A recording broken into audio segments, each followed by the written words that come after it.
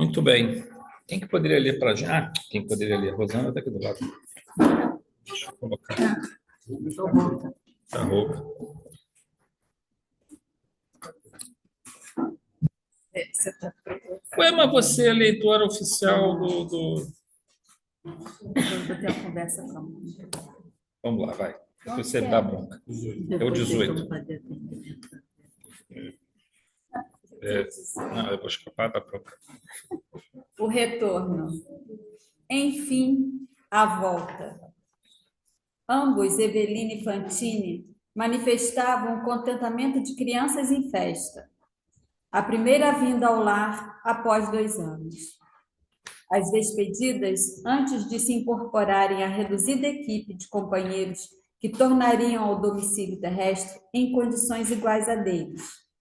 Recolheram de Ribas a recomendação. Vocês representam nossa cidade, nossos costumes e princípios. Portem-se na base do novo entendimento. Se precisarem de auxílio, comuniquem-se conosco pelo fio mental. Um abraço e os votos de felicidade para a viagem. Quando o veículo pousou rente à Via Anchieta, rodovia entre as cidades de Santos e São Paulo, no ponto em que a estrada se bifurca, descerrando o caminho para São Bernardo, o pequeno grupo dispersou-se. Cada excursionista era um anseio itinerante, cada qual um mundo vivo de saudades. O dirigente da caravana e responsável pela viatura marcou o regresso para o dia seguinte, que os viajantes se reunissem ali mesmo, esgotado o prazo de 20 horas. Nossos amigos respiraram maravilhados o vento brando que os saudava. Surpresos, felizes, custavam a crer estivessem na entrada de São Paulo. Embevecidos, contemplaram o céu lavado imensamente azul do entardecer de maio. Em torno, rajadas de frio neles fixavam recordações de tempos idos. Caminhavam sob fascinante júbilo a lhes povoar o coração. Era assim, a cidade para eles familiar, a terra que amavam. Inalavam sofregamente o aroma das flores e sorriam para os ocupantes dos carros que naquele fim de sábado desciam para Santos. O que tem? Não, eu tô rindo porque hoje em dia é só poluição, né? Naquela época ele devia ter ido algumas flores. O engraçado, eles sorriam para quem passava, ninguém estava vendo. Só se tivesse algum Vamos lá, médico. Rosana. Depois você faz esses comentários aí. Depois você faz um artigo, uma tese, uma dissertação de mestrado sobre essa questão. Certo. Vamos lá. Ó, que bacana. Evelina, que trazia à mente e o coração absorvidos pela imagem do esposo, em certo trecho do caminho perfilou-se diante de Ernesto, qual se buscasse nele um grande espelho, e indagou com ternura ingênua que opinião era dele, na posição de homem, quanto à apresentação dela. Queria estar nas mesmas características de simplicidade e bom gosto, com que o marido estimava encontrá-la no refúgio doméstico. Sabia que a situação era outra. Serpa não lhe identificaria presença, do ponto de vista material, tanto quanto lograria vê-lo. No entanto, ouvira dizer que as pessoas saudosas enxergavam os amados distantes com os olhos da alma, qual se trouxesse um televisor no pensamento. Se Caio tivesse emoções e ideias concentrados nela, certamente lhe registraria os afagos, ainda que para ele tudo não passasse de simples memória. Ernesto riu-se ao ouvi-la e elogiou-lhe a perspicácia. Fitou-lhe o penteado e o rosto, pediu reajuste nas dobras do vestido e aprovou os sapatos, a feição de um pai, encorajando a filha para exibição num baile de debutantes. Depois, acusou-a com graça, asseverando que não lhe toava bem tão alta demonstração de coquetismo. A senhora justificou-se, assegurando-se convencida quanto às preferências do esposo. Muito bem. Coquete, brincar, flertar, coquete.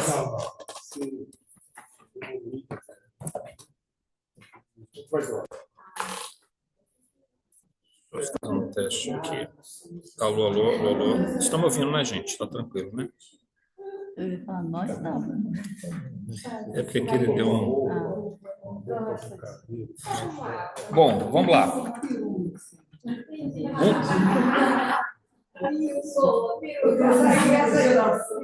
Vamos lá, gente. 1.1.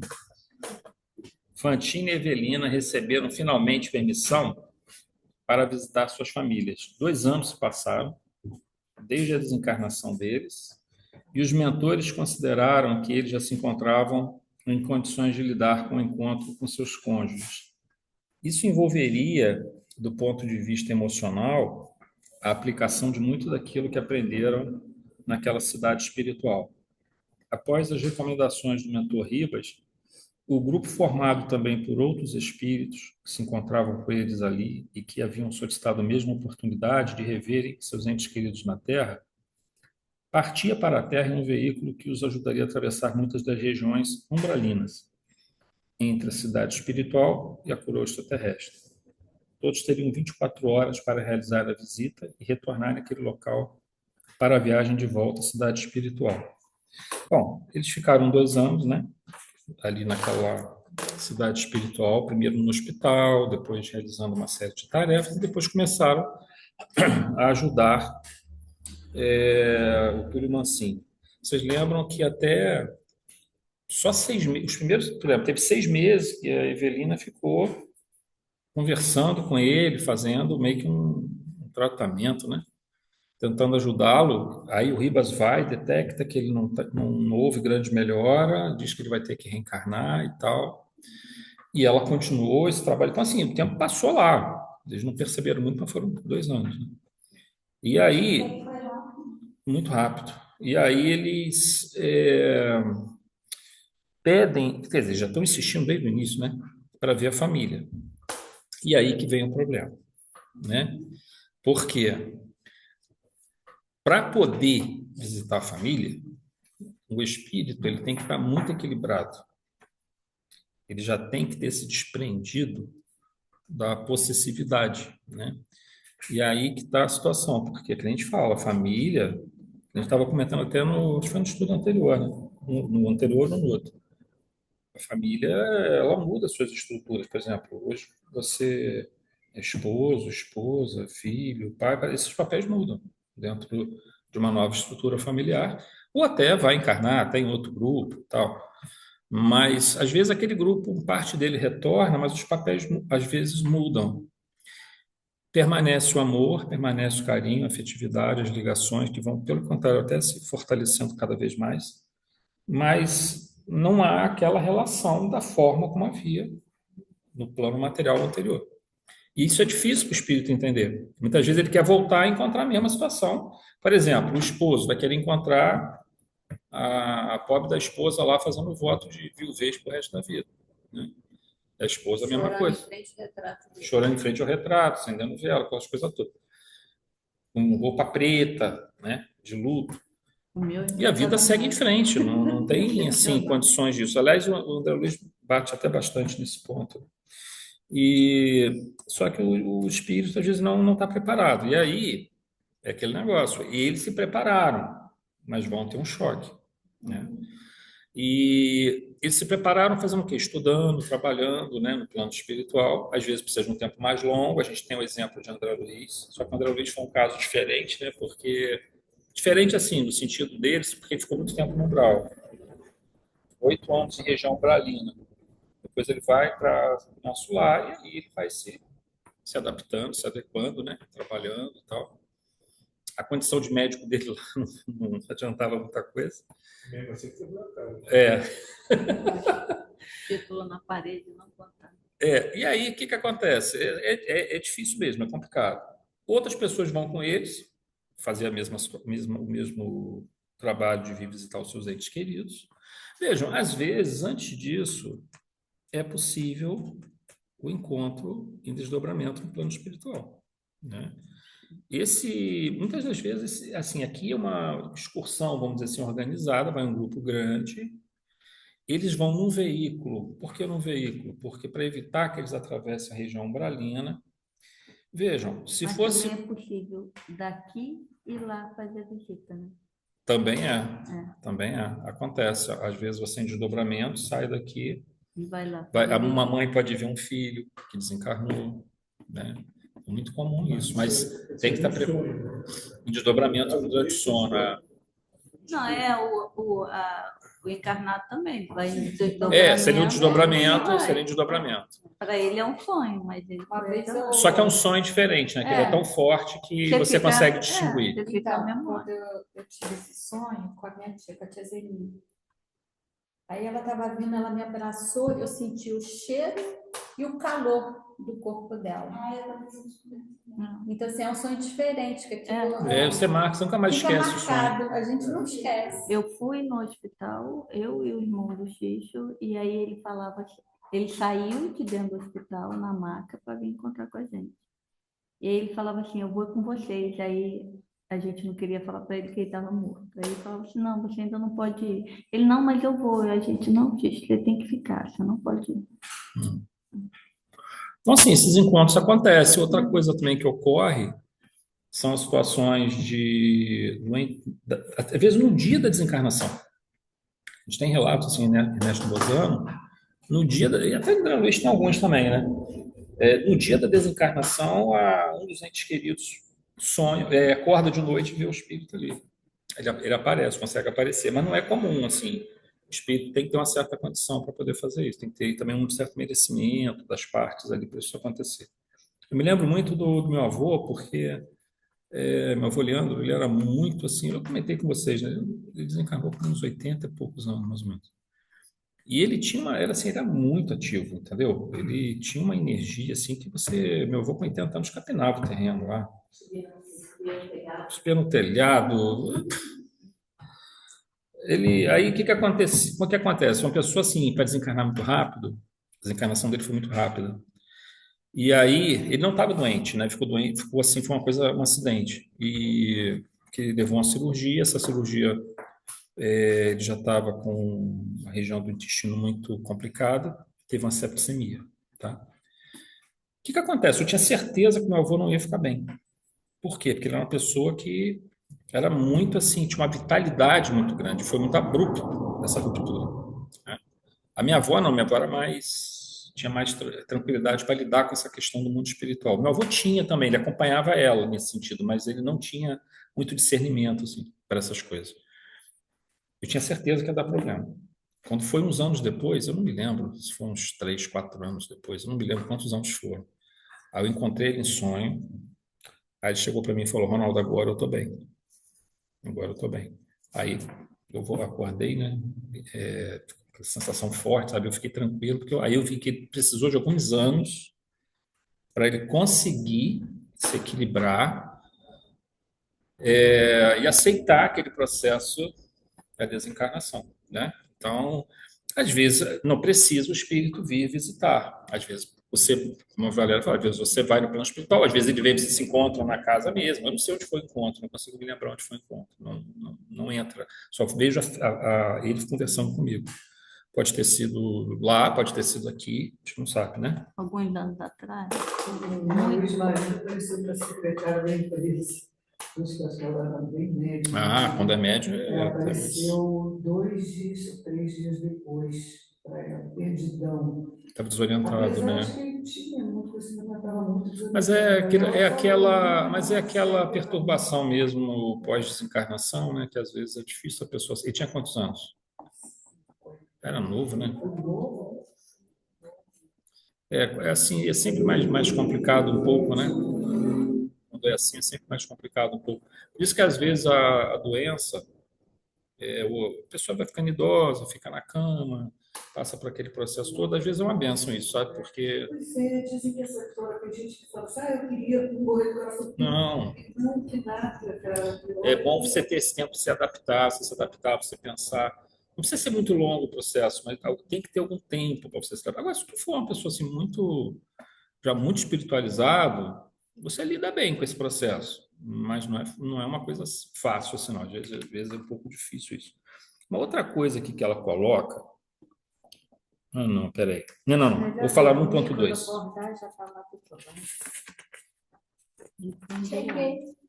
Cheguei, aí olha assim, mas tá escuro esse troço aqui. Tá escuro esse troço aqui, tá frio. Tá escuro, tá frio. Acho que eu vou acordar desse sonho. Você Começa viu a sentir aquele teatro que teve, Morrendo e Aprendendo?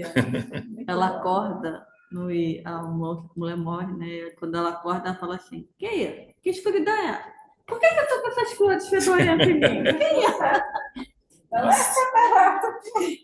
Vamos lá, 1.2. Evelina mantinha grande expectativa nesse encontro com Caio Serpa, aquele que fora seu esposo na sua última encarnação, e esperava poder reencontrá-lo na esperança de que ele pudesse sentir sua presença espiritual. Obviamente, em sua imaturidade espiritual ou desconhecimento desses processos de encontro entre encarnados e desencarnados, Evelina mostra ignorar que a aparência do espírito, ou melhor, a aparência com qual seu espírito se mostra, e ela estava preocupada com a roupa dela, né? Como é que ela estava e tal, não possui qualquer valor, com exceção se essa aparência reflete os estados emocionais e cognitivos significativos. Se um espírito está mentalmente enfermo ou desequilibrado, seu perispírito reflete em sua apresentação esse estado. E da mesma forma, se um espírito apresenta uma condição de paz e felicidade, seu perispírito, como resultado do fluido universal condensado em torno do foco inteligente, a psique, apresenta uma condição correspondente. Vejam. Então, se eu vejo um espírito e ele está bem, com uma fisionomia boa, ele está mentalmente saudável. É isso que eu ia falar. Alguns anos atrás, um centro aí falou que meu pai esteve nesse centro e estava em sofrimento. Já fazia 20 anos que ele tinha morrido. Pirei, né? Chorava horrores e minha mãe, para com isso, é bobagem, é mentira, não sei o quê, mas aquilo não saía da minha cabeça. Eu sonhei num dia que eu estava numa casa que não foi a casa que meu pai morreu em outro lugar, e eu contando como ele tinha morrido para minha prima, e eu chorava muito, a minha mãe pegou, me levou e me deitou na cama. Quando ela me deitou na cama, no canto da parede, assim, engraçado que a parede era verde, aparece uma sala de aula, um quadro enorme atrás, e meu pai e o Chico Xavier sentados. E meu pai falando assim, e ele estava bem mesmo, ele estava com uma blusa verde, cabelo cortado, né, baixinho, e a fisionomia, ele estava mais magro, né, ele estava remoçado. Normalmente essa é uma característica comum. E ele falava assim, eu estou muito bem, mas para ficar melhor, você tem que estar bem. Eu estou bem. E ele sai do quadro, vem até a cama e me abraça. A minha mãe fala assim, Ari, não abraça ela não, que ela está suja. Não estava suja não, devia ser porque o meu espírito carregado. E aí ele fala, não tem importância, ele me abraça, eu acordo. Aí ali eu parei de chorar e ali eu vi que... Terminou aquela... Você vê como é que é complicado esse negócio de... Às vezes alguns centros dão informações que nem era para ter falado isso.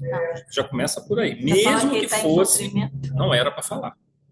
Era obrigação do centro fazer o quê? Fazer, então, um trabalho de pedido de oração. Não precisa passar isso para a pessoa. Não tem sentido isso, entendeu? O que você passa para a pessoa é assim, você não deve ficar chorando, não deve ficar se matando. Ele vai seguir o caminho dele, ele vai ser ajudado.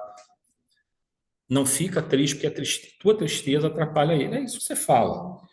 Mas você vai falar, não, o espírito, aí você recebeu uma intuição, o espírito, você pode estar certo, pode estar errado, mas vamos dizer que esteja certo, tá? Nesse caso estava errado, vamos dizer que estava certo. Aí você vai falar, não, teu pai está sofrendo há 20 anos. Aí você pira. Cara, assim, não dá, cara, não pode, tem que ter um mínimo de bom senso, né? Não pode fazer um troço desse. Tudo bem, sim, que a morte dele foi muito violenta, mas meu pai era uma pessoa boa. Não, mas assim... Meu pai ajudou muita gente. E assim, tinha muita gente do outro lado lá que podia estar ajudando ele. Sim. Então ele não ia ficar vivendo. Não, com certeza. 20 anos. 20 anos, no mesmo é muito lugar. tempo. Não, assim, tem que tomar muito cuidado com isso, né? E o que a gente vai falar? E também sempre... A gente vai comentar isso aqui daqui a pouco, um pouco, essa questão aqui agora. O que acontece? Você, quando tem encontros espirituais, E é o caso da Evelina, ela está tentando ter um encontro espiritual com ele. Na mente dela, mais ou menos como estava na mente do André Luiz, quando vai na casa da família. Ele achava que a esposa ia ver Que já ele. é o marido. A única que presente ele é a empregada, né? É. Que é a única, aquela senhora cega, que é a única que presente ele. E a filhinha também, ela A sente menina, ela tem uma intuição, porque ela intuição leve, lembra da música dele. mas a empregada sabia totalmente que ele estava ali. É. Ela tinha certeza que ele estava ali. Aí, até uma passagem muito bonita, né, que acontece no filme. E aí, o que que acontece? Você vai chegar, vai se mostrar para a tua família. Gente, olha só. Nós temos que considerar várias questões aqui. Primeiro ponto. O perispírito, ele é um reflexo, a grosso modo, um reflexo do estado mental do espírito.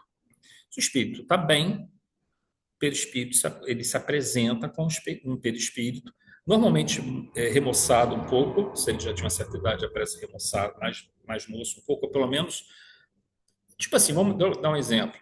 Se a pessoa tem, sei lá, 80 anos, normalmente ela vai aparecer com uma fisionomia mais ou menos de 60 anos. Se ela estava muito, vamos dizer assim, muito, quando você atrofiada, os membros atrofiados, ele vai perder essa atrofia, ela fica mais ou menos. Isso comigo, minha mãe veio, veio de dia.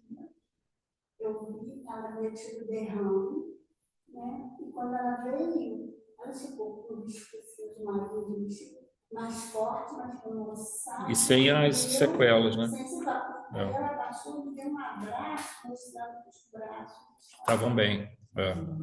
É mais ou menos esse é o padrão. Por quê? Porque isso está refletindo o psiquismo dela. Se ela está carregando a sensação de dor e sofrimento que ela tinha no corpo, se ela tiver desequilibrada nesse aspecto, o perispírito reflete esse desequilíbrio. A grosso modo, essa é a ideia. Perispírito refletindo um estado mental, emocional, cognitivo e tal. Beleza. É claro que o espírito pode mudar o seu perispírito. Ele consegue fazer algumas mudanças, mas são temporárias. De uma certa forma, o perispírito se mantém ao longo do tempo, a não ser que haja uma vontade do espírito de produzir uma mudança no seu perispírito durante algum tempo, porque muitas vezes acontece isso no centro. O espírito vai aparecer com uma outra forma, uma outra, talvez um ego anterior que ele teve, uma personalidade anterior que ele teve, que foi significativo. Muitas vezes, o espírito aparece como preto velho, num centro, e ele já teve encarnação depois disso. Já foi até um médico, já foi um doutor, mas ele prefere aparecer como preto velho porque foi uma reencarnação que para ele foi muito marcante, muito O que significativa. aconteceu com o Mesmer, né? Que João Nunes, quando recebeu a receita da pomadinha do vovô Pedro, ele viu o Mesmer entrando no centro como um preto velho. E ele não sabia quem era, porque vieram vários negros com ele, e o Mesmer, né, como preto velho, veio, deu a receita, falou assim, pega um papel aí. Ele nem estava com papel nem caneta na mão. Então pegou um panfletozinho que estava no chão e escreveu a receita, né, da pomadinha. Aí o João Nunes vira para ele e fala assim, mas quem é você? Me chama de vovô Pedro. Aí ele fala assim, mas eu falo assim, como é que eu devo chamar esse remédio? Fala assim, põe a pomadinha do vovô Pedro. E foi embora. Aí depois, em outro centro, aí ele já veio como Mesmer e falou para ele né, quem ele era. Isso aí o espírito consegue fazer isso. Ele consegue fazer esse trabalho. Agora, o que acontece? Quando a pessoa vai se apresentar a outra, primeiro, pode ser que a outra não tenha receptividade nenhuma, não vai conseguir, a não ser que haja efeitos físicos para ver materialização. Depois, pode ser que a pessoa só perceba a presença, mas não consiga ver. Às vezes consegue ver. A visão mediúnica acontece muito logo depois da desencarnação, porque o trauma psicológico, o trauma emocional da perda de um ente querido, perda entre aspas, né, de um ente querido, cria condições favoráveis para a visão de um ente que desencarnou. A gente teve um caso aqui, quando o Ricardo, porque o Ricardo agora está em Rio Preto, que a gente estava orando muito para o tio dele, o senhor Antônio, que foi quase um pai para ele, né? Antônio, ele morreu de câncer. Só que foi uma pessoa tão bondosa que ele teve o câncer, ele desencarnou assim, não sentiu dor nenhuma, não sentia dor. Estava tomado pelo câncer no intestino dele, não sentia dor nenhuma. os médicos nem deram quimioterapia porque acho que Não tinha mais. não tinha o que fazer. Ele não sentiu dor. Aí desencarnou. No mesmo dia apareceu para, se eu não me engano, para a irmã dele, eu acho, para a irmã do seu Antônio, ou para a mãe do Ricardo, agora estou na dúvida. Falando que ele estava bem e tal, você vê que coisa, né? Mas aí, por quê? Porque tem a desencarnação, eventualmente a pessoa é médium, beleza, não precisa ter esse choque, né? Mas às vezes uma pessoa que não é médium, tendo esse choque emocional, ela às vezes fica com essa sensibilidade mais aflorada e consegue perceber a presença do espírito. Agora, tem uma coisa muito interessante que é importante a gente colocar. Vou trazer essa questão aqui pelo seguinte: eu não vou dar muito detalhe, não, mas o que que acontece? Ela tem um link com essa questão aqui. O médium, quando vê uma entidade, ou, no caso, um médium, quando é elevado a uma região da espiritualidade mais elevada, eu não, assim, pode ser numa região da psicosfera da Terra, tá? Ou até qualquer um de nós mesmos, também em sonho podemos ser levados. Bem, normalmente, quando a gente retorna, a gente já vai ter que fazer uma adaptação no nosso cérebro daquilo que nós vimos lá e daquilo que nos foi falado. Nosso cérebro não consegue registrar com absoluta, como é que eu posso dizer, fidelidade, tudo que viu, porque são estruturas de planos diferentes, mesmo na psicosfera da Terra, mas ainda não é muito tão diferente assim. O problema é quando você começa a entrar no processo que no livro dos livro dos Espíritos é chamado de êxtase, os estáticos. O que é o êxtase? O êxtase é um estado que muitos padres do deserto, a gente via isso muito nos padres da Idade Média, né? São João da Cruz, outros mestres que praticavam essa questão de buscar a visão divina, né? Que é a contemplação. A gente, os iogues praticando o samadhi, o estado de samadhi, ou satori no Zen budismo, né? Tem o estado de satori ou samadhi. O samadhi é um estado de meditação onde você é levado a uma condição de observar planos muito elevados de consciência, tanto no hinduísmo quanto no budismo. Os dois é o mesmo nome, é samadhi.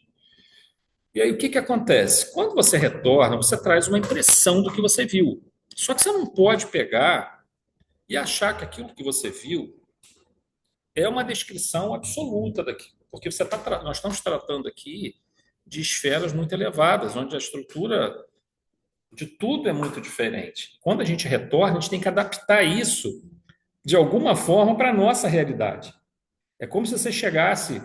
Tem que ter referências. Tem que ter referência, não tem isso, você não tem essas referências, entendeu? Eu estava tentando imaginar um exemplo, é assim, é como se você fosse olhar para um quadro, imagina só, você vai no plano espiritual, tá? Aí você tem um quadro belíssimo pintado, só que você está numa esfera muito, muito elevada.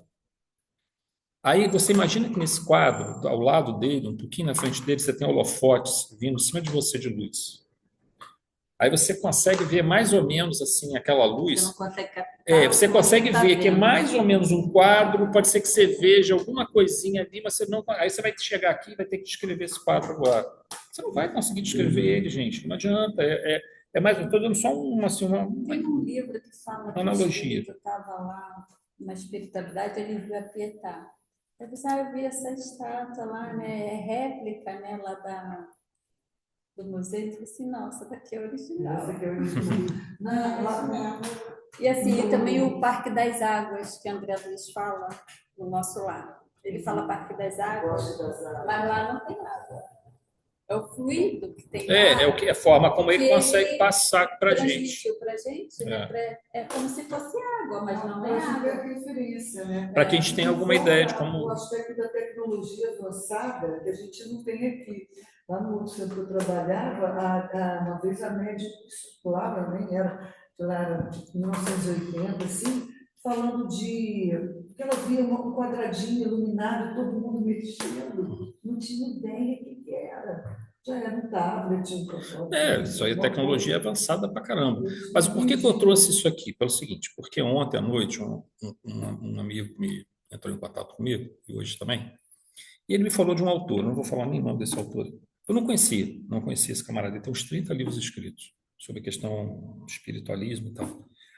E ele começa a dar uma viagem, cara, assim, Hoje em dia tem que ter cuidado.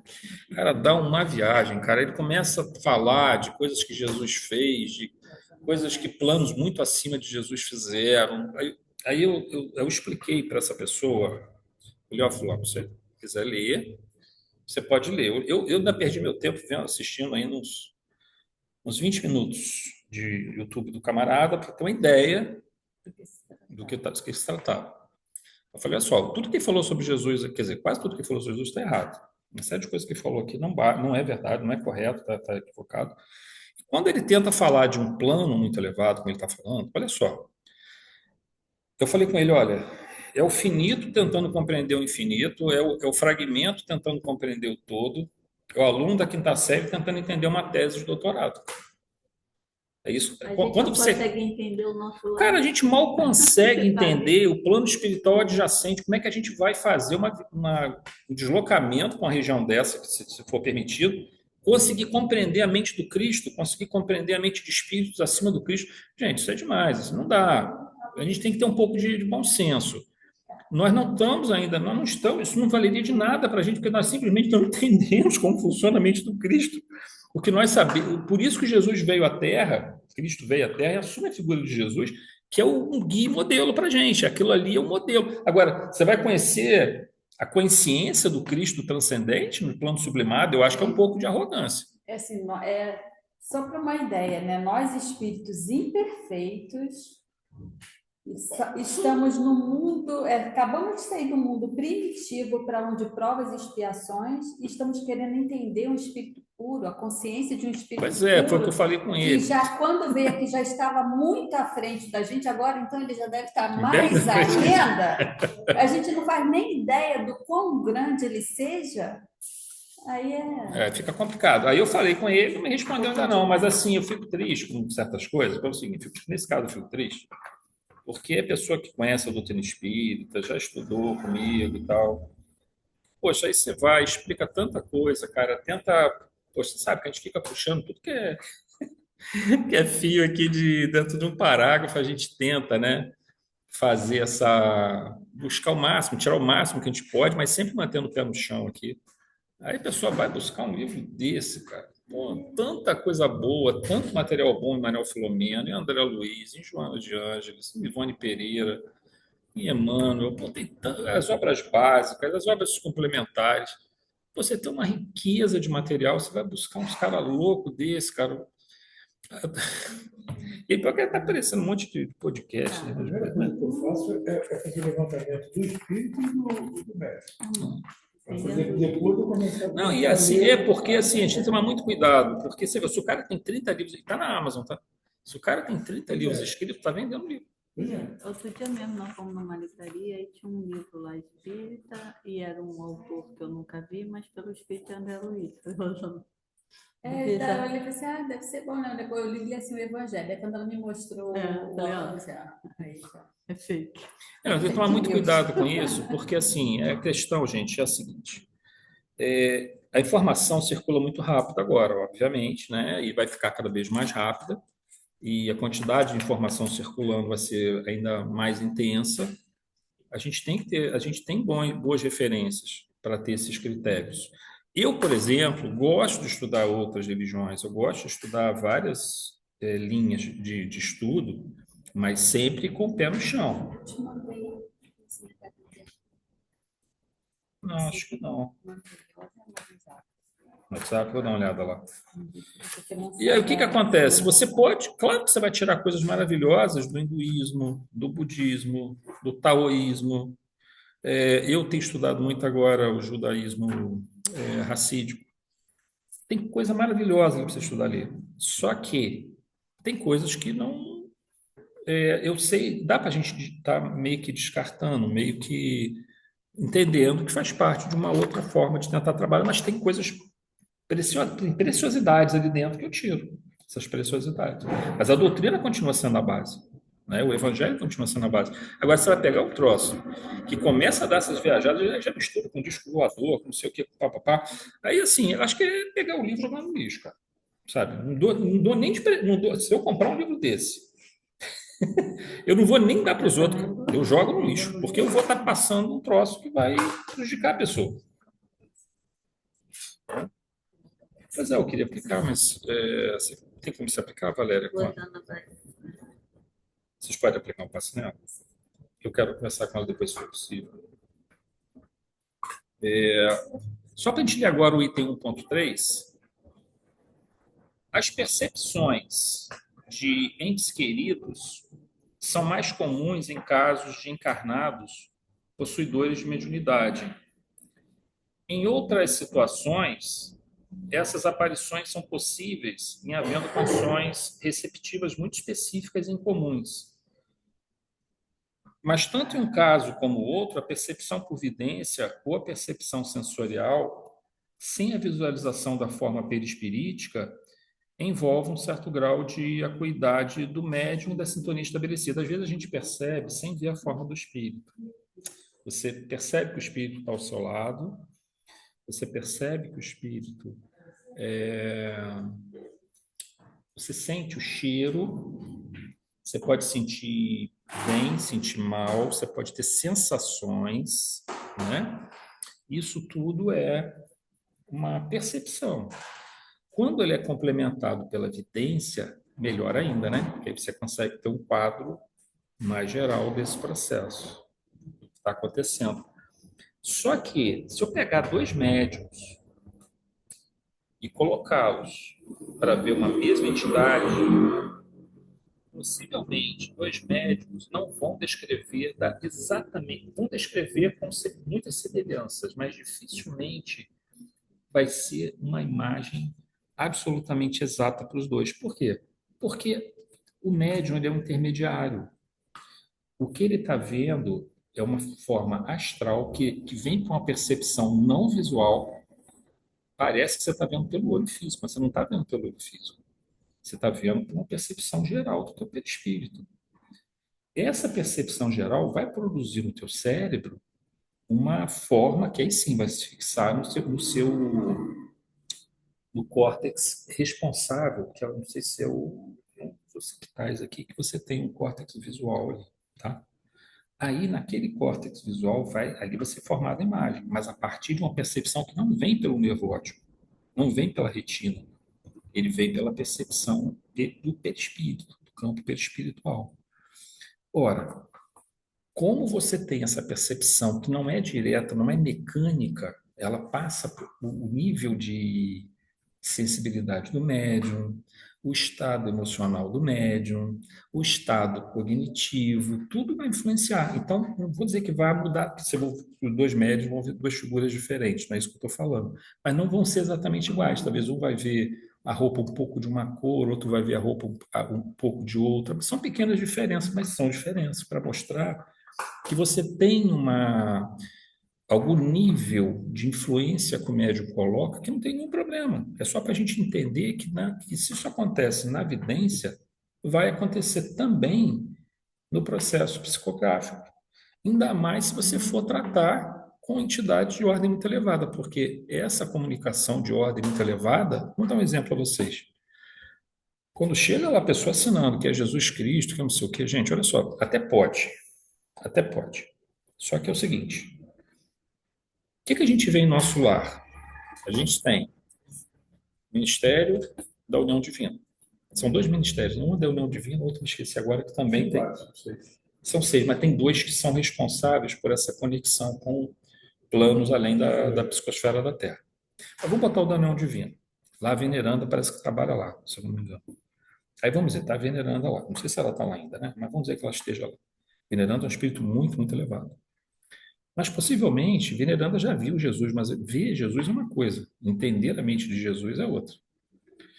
Eu não sei se ela tem condições de receber uma mensagem direta de Jesus. Possivelmente precisaria de uma entidade intermediária, muito acima da veneranda, que receba essa entidade de Jesus, passa para a veneranda passa para um outro espírito, E esse outro espírito, aí sim, vai chegar num médium muito, tem que ser um médium muito evoluído para conseguir receber um espírito que já vai receber direto a veneranda. Senão, talvez nós tenha que fazer mais uma hierarquia. Então, o que acontece? Para você receber mensagens de entidades que estão em planos muito sublimados, você tem que ter esse escalonamento. Por que esse escalonamento? Porque você precisa pegar Cara, simplesmente é impossível nós imaginarmos a consciência de Cristo.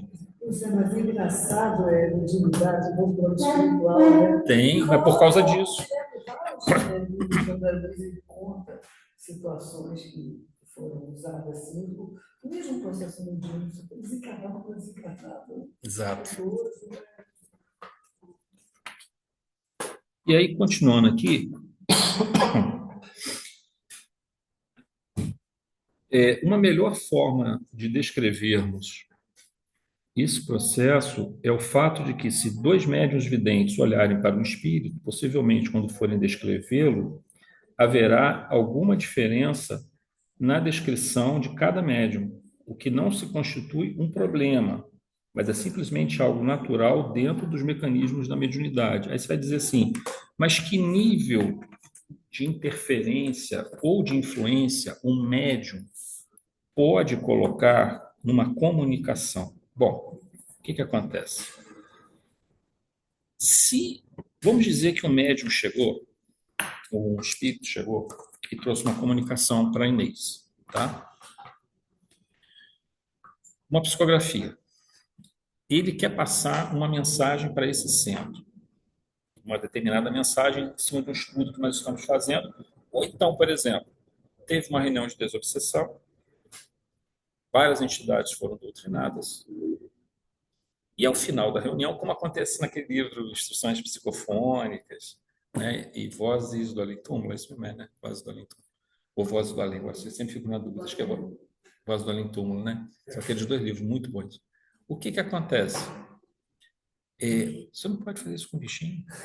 Nós estamos numa casa de espírito, você vai dar um tapa no inseto. Não é budista. Não é budista, vai dar um tapa no bicho. Ô, Isabel, como você faz um troço desse, Isabel? Você perdeu uns 100 bônus horas nessa casa. Mas olha só o que acontece. Imagina só, esse espírito vai trazer uma mensagem ao final da reunião para orientar o que aconteceu dos trabalhos. Em geral, não são mensagens longas, mas elas vão dar o norte, porque você tem ali uma equipe espiritual trabalhando dentro desse processo. Ele vai chegar para a Inês e vai passar uma mensagem. Só que a Inês, inevitavelmente, ela vai colocar algum grau de influência dela, porque ela não é... A única forma disso não acontecer, e mesmo assim, não é 100%, é se você tiver uma psicografia mecânica, onde o espírito esteja atuando na mão do médium e no sistema neurofisiológico do médium, especialmente no córtex motor. Ele está agindo no córtex motor, ele age normalmente. Ele age no córtex motor e age na mão do médium, com efeito físico. E mesmo assim, ainda haverá um grau de influência. Mas é o menor grau que existe, é esse. Mas é uma mediunidade muito difícil. Muito, muito difícil de você ter. Normalmente, mesmo que ela esteja em estado sonambúlico, inconsciente, né? Ela recebe a mensagem, ela psicografa, traz a informação, ela vai colocar algum grau de influência. Isso atrapalha a comunicação? Depende. Se aquilo que o espírito queria passar, ele ditou para ela um determinado, vamos dizer assim, uma determinada ideia, uma informação, um conjunto de informações. Se ela conseguiu passar esse conjunto de informações e floreou algumas coisas, isso não atrapalha nada, desde que a ideia do espírito não tenha sido deturpada, o conteúdo dela. Seria mais ou menos como se eu chegasse para a Lucy, Lucy, eu quero que você passe para a Balu a seguinte informação. Aí vou falar com a Lucy algumas coisas que eu quero que ela passe para a Balu. Aí a Lucy vai e passa para a Balu, mas aí ela esqueceu alguma palavra que eu falei, acrescenta outras, mas a ideia final era o recado que eu queria passar, ele só está um pouco diferente, assim, a forma, mas a essência é a mesma. Se a essência estiver a mesma, sem problema. O que a mediunidade faz, frequentemente, em termos de animismo, eu estou falando isso por conta dessa questão da evidência em casos de entes queridos, tá, gente? Porque às vezes as descrições são um pouco diferentes e tal.